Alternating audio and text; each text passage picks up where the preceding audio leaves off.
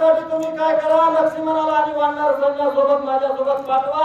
मी त्याच्या यज्ञाचा ठिकाण तुम्हाला दाखवतो आणि त्याचं सगळं उद्ध्वस्त करून त्याचा नायनाट करू. या लागी आतिशी जगतीशी श्रीरामाज्ञा जय अमाशी सवे द्यावे सौमित्राशी विघ्न होमाशी करावया.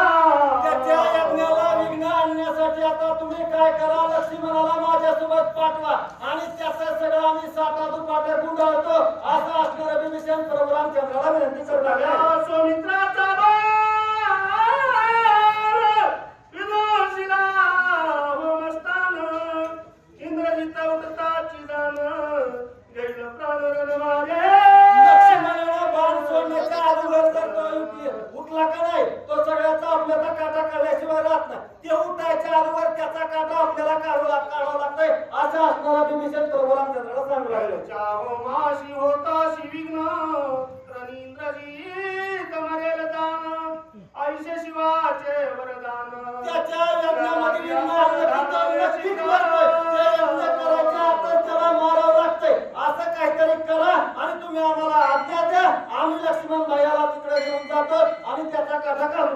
ऐकोनी विभीषण वचन संत सला रघुनंदन पाचारून हे सगळं विभीषणाचं ऐकून घेतल्यानंतर प्रभू रामचंद्राला आनंद झाला आणि आपल्या भावाला बोलवून घेतलं. म्हणजे काय म्हणतायत पुढे सांगा. निधडा वीर पंचानन रणरंगी रणप्रवीण इंद्रजित महामायावी जाण. लक्ष्मणाला बोलून घेतल्यानंतर प्रभू रामचंद्र म्हणाले, लक्ष्मणा तू सगळ्यात मोठा पराक्रमी वीर आहे आणि तुझ्या पुढे कोणीही टिकाव धरू शकत नाही. तू काय कर आता ह्यांचं ऐक आणि मी काय सांगतो ते ऐक. सवेद जाणे नमस्तिती रतवारू सारथी गुप्त गपी